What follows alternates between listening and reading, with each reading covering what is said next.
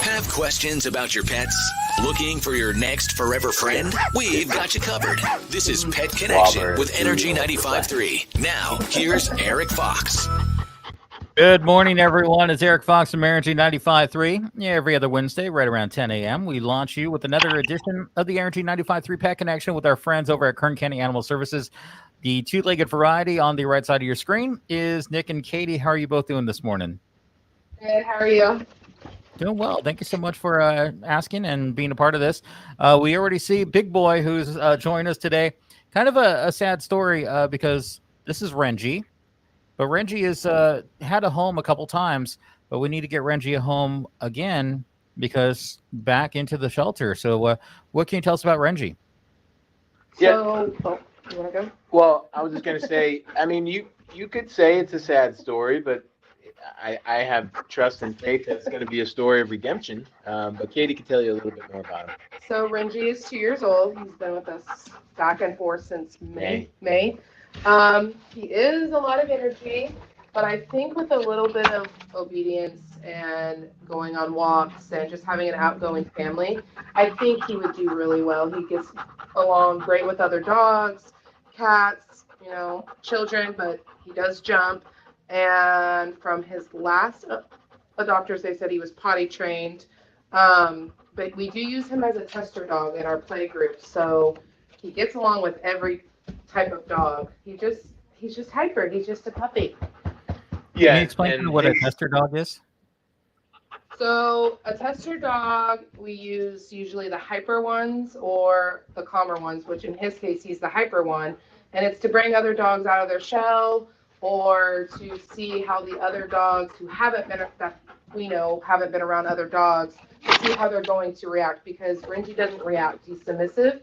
So he's not going to start a fight. He's not going to cause any problems, but he is hyper. So that's why we use him. So when we try to assess dogs and we try to provide them some enrichment while they're here, we try to do play groups. And play groups are simply we get multiple dogs out into our play yard at the same time, and then our staff can monitor them and take notes on their behavior, determine which dogs are good with other dogs, what are their triggers, so that we can pass that information on to their new home. And what Katie was saying about Renji's leaving. Renji heard about the play group and wanted to go out play. What Katie was saying about tester dogs is a lot of times we want to be able to get an idea of how a dog or dogs will behave with a dog that's hyperactive. How they will react to a dog that's hyperactive. And so that's what we mean by tester dog. It's a dog that we know is not aggressive, but has a lot of energy, so that when we take in a dog that we know much less about, we can already know how it's going to behave with another dog that's this type of personality. So that's what we mean by tester dog. But his story, just so that people aren't scared to adopt him, he's not mean. He's just big. He's about 60 pounds, and he's young. So he came to us as a stray in May of 2023. An animal control officer picked him up, brought him in. We don't know anything about his life before May of 2023, but he was adopted in July, and he was returned about a month after he was adopted. And the reason why he was returned is because he is big and he is active.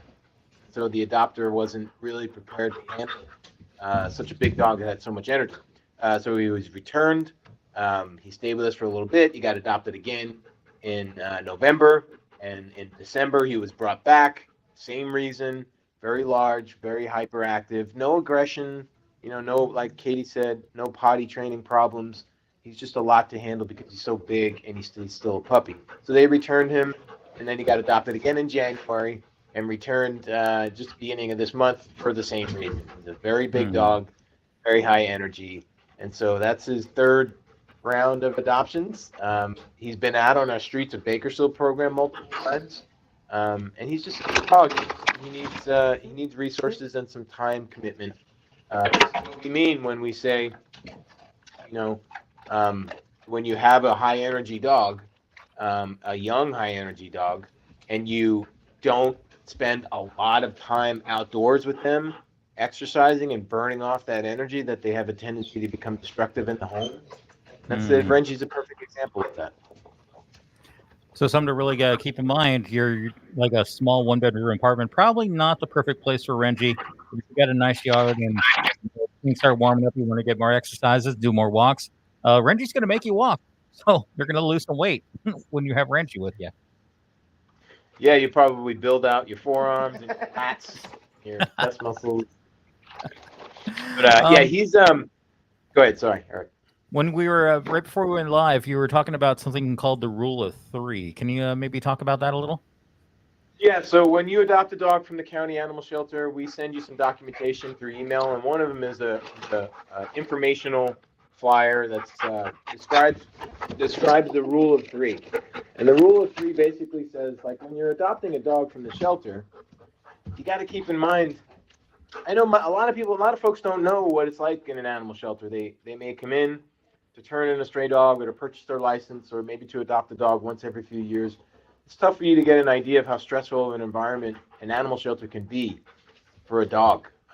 Dogs are emotional animals, and they're very susceptible to things like sound and smell and taste, more than humans are. Their senses are very finely tuned. So when they're in an animal shelter that's closely packed with 120 dogs, the amount of stimulation for their senses is overwhelming, and they're exposed to that for 23, 22 hours out of the day.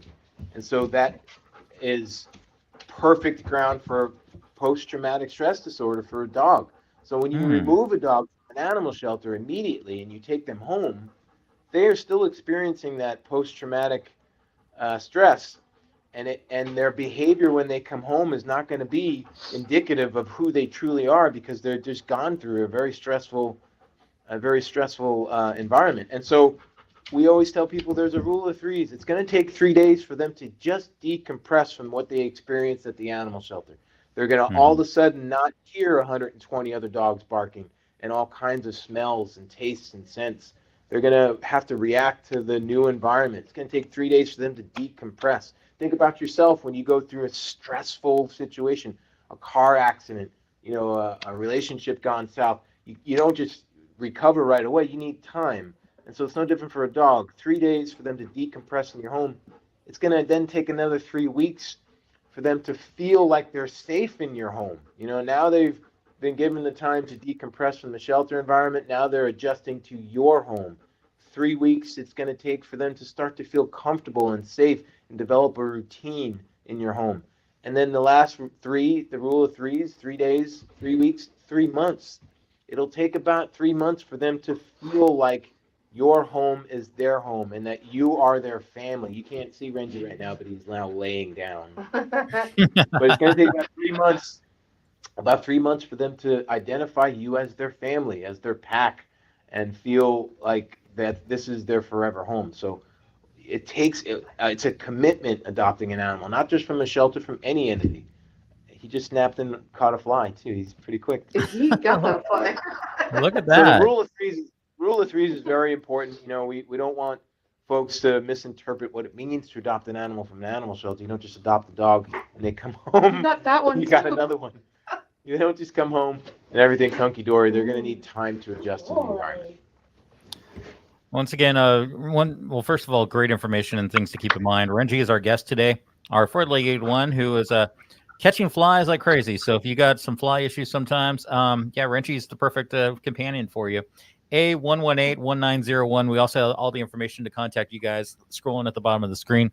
Renji needs to get a home, and just know, big dog, puppy energy. It's going to take some time, but if you got that love in that yard and that desire to lose a lot of weight, because Renji's going to take you all around your neighborhood. You're going to meet some new neighbors and everything with this. Renji's definitely your companion. I did want to talk about, before we start wrapping up here, we are once again in February. We have been for about 3 weeks now. And Fee Wave February continues, right?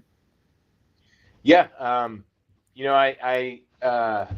was looking at some data from our facility, and In January, we received 972 dogs. Wow. That's just dogs. And if you can wrap your brain around that, that's 972 new dogs, mostly, that came in 1 month. That's not including the 300 or so that we already had from the end of December.